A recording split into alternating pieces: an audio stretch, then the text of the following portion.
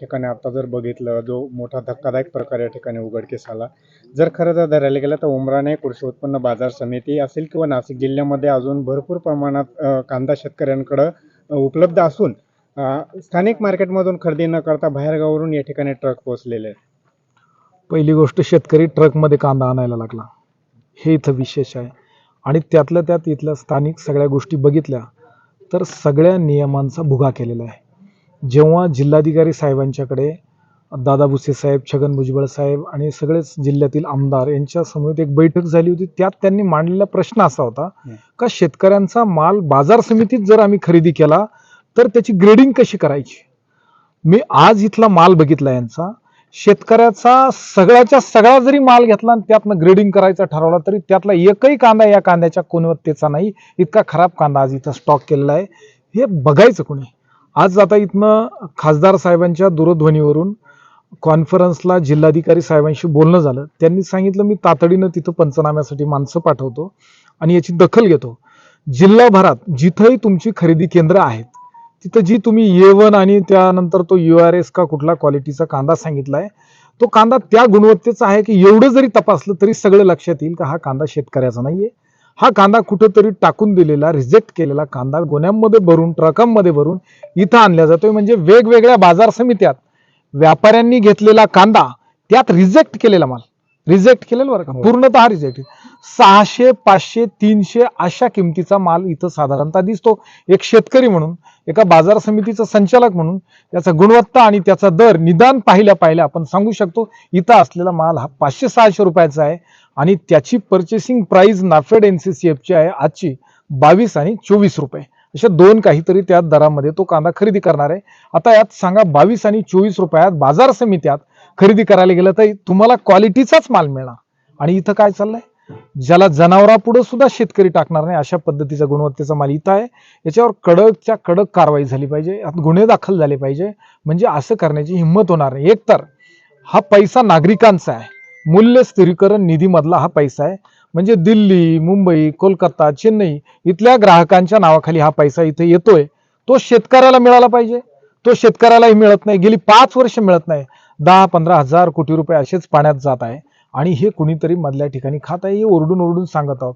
आता या चॅनल समोर बोलायला मी नाही म्हणत होतो, मी सांगितलं म्हणून बोलतोय. आता ही जबाबदारी आमची नाही, बोललं म्हणून आमची जबाबदारी ठरत नाही. ही जबाबदारी ठरते इथल्या तहसीलदार साहेबांची, ही जबाबदारी ठरते इथल्या कृषी विभागाची, कृषी अधिकाऱ्यांची, ही जबाबदारी ठरते इथल्या पणन विभागाची, पणन अधिकाऱ्याची, ही जबाबदारी ठरते नाफेडच्या जिल्हा व्यवस्थापकाची, नाफेडच्या NCCF जिल्हा व्यवस्थापकांची. आम्ही त्यांच्या या सगळ्या गोष्टी निदर्शनास आणून दिलेल्या आहे. आता राहिली गोष्ट, यांचा हा कागद आम्ही जिल्हाधिकारी साहेबांच्याकडे घेऊन जाऊ आज जो यांचा पंचनामा होईल. आणि मागच्या वर्षी अशाच पद्धतीचा एक पंचनामा चांदोडात झालेला आहे. हा सगळा विश्वास मोरेंनी दाखल केलेल्या उच्च न्यायालयाच्या जी याचिका आहे त्यामध्ये आम्ही या सगळ्या गोष्टी इन्व्हॉल्व करून देणार आहोत. आणि त्यातनं या शेतकऱ्यांच्या वरती होणारा अन्याय, हा अन्याय कसा आहे, हा नाफेडमध्ये इतका आता समजा इथं या गोडाऊनची क्षमता 5000 टनाची आहे. 5000 टन माल इथं स्टॉक असणार आहे. तो कांदाच नाहीये, हा कांद्याचा आभास आहे. एवढा कांदा आहे, कम्प्लीट एवढा कांदा आहे. एवढ्या कांद्याची संख्या 90% आता जर काही मागे बघितलं, आता तिथं गोडाऊन मध्ये त्या ठिकाणी खाली जी साईज आहे ती छोटी आणि खाली पूर्ण दुर्गंधी त्या ठिकाणी येते आणि वरून चांगला कांद्याचा लेअर दिला गेला. पहिली गोष्ट, हा कांदा अजून 10 दिवस सुद्धा कॅरी करू शकत नाही. याला JCB लावून काढायला लागेल, इतकं त्याचं खत होणार आहे. अशा पद्धतीची गुणवत्ता असलेला कांदा, याला कांदाच म्हणता येणार नाही. हा कांद्याचा आभास तयार केलाय. मग हा कागदोपत्री मात्र हाच कांदा जेव्हा शेतकऱ्याचा कांदा APMCs मध्ये मार्केट वरती येईल, मार्केट चढ्या दरानं सुरुवात होईल, त्यावेळेस नाफेडचा कांदा कोलकात्याला उतरला, तो 20 रुपयानं उतरला, 10 रुपयानं उतरला, या भूमिका होतात. आणि मग इथं साहजिकच माल दर पडतात. आज तो नाफेडचा, आज जो उन्हाळा कांदा आमचा आहे तो नाफेडच्या कांद्यामुळे आज रिवर्स आहे, नाही तर आज तो 50 रुपये विकला पाहिजे होता.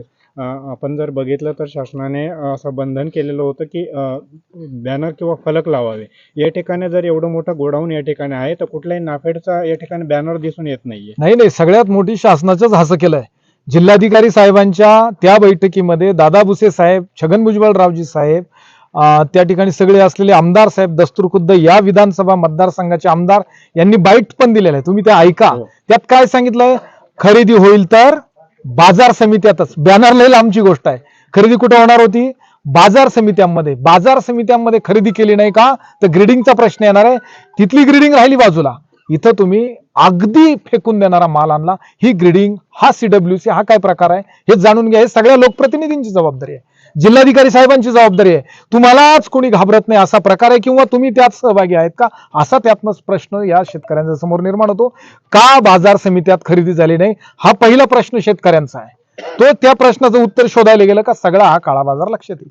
आता जर बघितलं तर आपण महसूलचेही काही अधिकारी या ठिकाणी उपस्थित झालेले, पुढे काय त्यांची कारवाई होणार आहे? आता आम्ही तहसीलदार साहेबांना विनंती केली, ते म्हणे आम्हाला ऑर्डर्स नाही. मग आम्ही बगरे साहेबांना विनंती केली, तुम्ही जिल्हाधिकाऱ्यांशी बोला. जिल्हाधिकाऱ्यांशी कॉन्फरन्सला बोलल्यावर त्यांनी सांगितलं यात कडकल्या कडक कारवाई होईल. मी तिथं टीम पाठवतो, मला रिपोर्ट द्या, उद्याच्या उद्या आपण त्यावर कारवाई करू असं जिल्हाधिकारी साहेब म्हणाले. आता पुढचं बघूया काय होतं. कारवाई नाही झाली तर आपली पुढची भूमिका काय? जिल्हाधिकारी साहेबांच्याच दालनात जाऊन बसतो ना, साहेब कारवाई करा, कारण दुसरं कोणाला घाबरत नाही. आता जिल्हाधिकाऱ्यांना घाबरतात, कारण हे इथं आजूबाजूलाच कुजबूज चालू होते. काय नाही आम्ही मॅनेज करून घेऊ, आम्ही पियुष गोयलांपर्यंत आहे, आम्ही प्रल्हाद जोशींपर्यंत आहे, आम्ही सगळे अधिकारी सगळ्यांना टक्केवारी देऊन इथं आलेलो आहे, अशी कुजबूज इथं कम्प्लिटली आहे. घाबरत नाहीत म्हणे आम्ही कोणाला, अशी कुजबूज आजूबाजूला. 4-5 वर्षात त्यांचं हे धैर्य वाढलंय. कांदा व्यवसायाच्या माध्यमातून चोरांच्या पैशाचं प्रमाण वाढलेलं आहे, त्याच्यामुळे त्यांचं धैर्य वाढलेलं आहे. तुम्ही निफाड, विंचूर, लासलगाव, उमराणा, चांदवड, देवळा, सटाणा, मालेगाव सगळ्या तालुक्यांमध्ये हाच प्रकार चाललाय. टोटली हाच प्रकार चाललेला. कुठल्याही गोडाऊन्स वरती 10 mm पेक्षा मोठा कांदा नाहीये. असला मोठा तर त्याला कलर नाहीये, कलर असला तर त्याला काजळी पकडली. सगळे जे गुण सांगितले ते नाही, सगळे अवगुणच त्या कांद्यात आहे. धन्यवाद.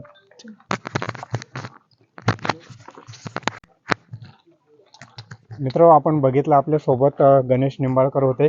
ते या ठिकाणी उपस्थित झाले.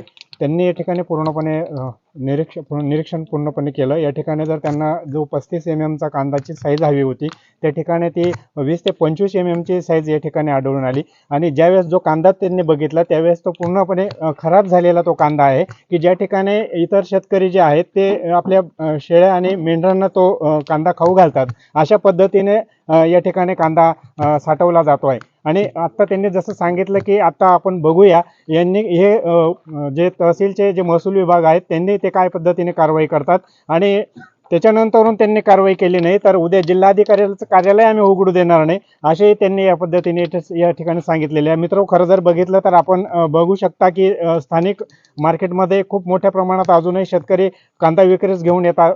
आणि अशा पद्धतीने जर हा जो गोलमाल सुरू जर झाला तर शेतकऱ्यांचे कांद्यांचे भाव पाडले जातात आणि हा मोठा फटका शेतकऱ्यांना बसत असतो. पण आता पुढे नक्की काय कारवाई होणार हे बघणं मात्र उचित ठरणार आहे. S9 न्यूजसाठी कॅमेरामॅन भगवान देवरे समेत मी शरदजी पवार, चिंचवे.